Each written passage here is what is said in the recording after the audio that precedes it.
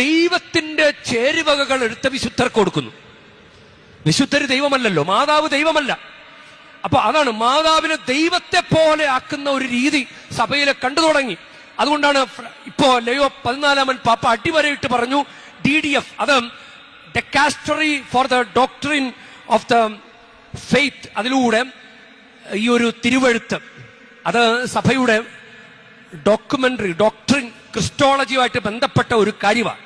അപ്പൊ പലർക്കും അത് മനസ്സിലായി. ഇന്നലെ ഒരാൾ ഓടി വന്നിട്ട് പറയാണ്, അച്ഛാ ഇതെന്താണ്, എന്റെ മാതാവിന്റെ മധ്യസ്ഥയാണ്, അയ്യോ ഇതൊക്കെ കേൾക്കും എനിക്കാകെ ഇത് സങ്കടമായി, മാതാവ് മധ്യസ്ഥയല്ലേ എന്നൊക്കെ പറഞ്ഞു. അപ്പോ ഇത് യഥാർത്ഥത്തിൽ ദൈവത്തിനും മനുഷ്യർക്കുള്ള ഏക മധ്യസ്ഥൻ യേശുക്രിസ്തുവാണ്. നമുക്ക് വേണ്ടി, പാപികൾക്ക് വേണ്ടി മരിച്ചത് യേശുക്രിസ്തുവാണ്. ഇനി മാതാവ് സഹരക്ഷക എന്ന് പറഞ്ഞു കഴിഞ്ഞാൽ, സിമ്പിളായിട്ട് പറഞ്ഞു കഴിഞ്ഞാൽ 90% ഈശോയ്ക്ക്, 10% മാതാവിനോ? അത് ശരിയാകില്ല. മാതാവ് പോലും അത് ആഗ്രഹിക്കുന്നില്ല. മാതാവ് സഹരക്ഷക എന്ന് പറഞ്ഞു കഴിഞ്ഞാൽ 10% മാതാവിന് കൊടുക്കേണ്ടി വരും. അങ്ങനെയല്ല. മാതാവല്ല നമുക്ക് വേണ്ടി കുരിശിൽ മരിച്ചത്, യേശുക്രിസ്തുവാണ് കുരിശിൽ മരിച്ചത്. അതുകൊണ്ട് യേശുക്രിസ്തു വഴിയാണ് നമുക്ക് രക്ഷ. ഇത് നമ്മൾ ഏറ്റുപറയണം. ഇത് മാതാവ് ഏറ്റുപറഞ്ഞിട്ടുണ്ട് കുരിശിൻ ചുവട്ടിൽ നിന്നുകൊണ്ട്. അതുകൊണ്ടാണ് മാതാവിനെ ഇങ്ങനെ ഉയർത്തിയത്. പ്രിയ ദൈവ പൈതലേ, നീയും നിന്റെ കുർബാനർപ്പണം വഴി, കുർബാന സ്വീകരണം വഴി, കുംഭസാരം വഴി ആകാശത്തിൻ കീഴെ മനുഷ്യരക്ഷയ്ക്ക് വേണ്ടി മറ്റൊരു നാമവും നൽകപ്പെട്ടിട്ടില്ല എന്ന് നീ പറയണം, നീ പ്രഘോഷിക്കണം. നിനക്ക് ഇത് ഏറ്റുപറയാൻ വേറൊരു ചാൻസ് ഇല്ല. കുർബാനർപ്പണം, കുർബാന സ്വീകരണം, കുംഭസാരം ഇതുവഴിയല്ലാതെ നിനക്ക്, പ്രിയ ദൈവ പൈതലേ, നിനക്ക് സുവിശേഷ പ്രഘോഷണം ആളുകളുടെ മുമ്പിൽ പോയി പറയാൻ സാധിക്കുമോ?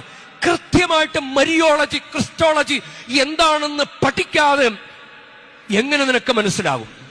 അതിന്റെ അടിസ്ഥാനമില്ലാതെ നിനക്ക് പറയാൻ പറ്റുകയില്ല. പക്ഷെ നിനക്ക് കുർബാന അർപ്പണത്തിലൂടെ, കുംഭസാരത്തിലൂടെ, കുർബാന സ്വീകരണത്തിലൂടെ നിനക്ക് നിന്റെ ജീവിതം കൊണ്ട് പ്രഘോഷിക്കാൻ സാധിക്കും, യേശുക്രിസ്തു ഏക രക്ഷകനാണ്.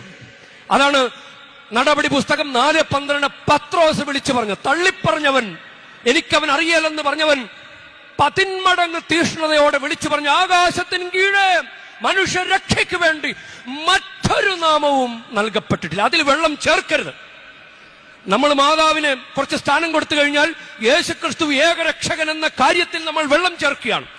നമ്മൾ ദുരാചാരങ്ങളുടെ പുറകെ പോയാൽ, ആ വസ്തുക്കളിലും രക്ഷയുണ്ടെന്ന് നമ്മൾ പറഞ്ഞു കഴിഞ്ഞാൽ യേശുക്രിസ്തു ഏകരക്ഷകൻ എന്ന കാര്യത്തിൽ നമ്മൾ വെള്ളം ചേർക്കുകയാണ്.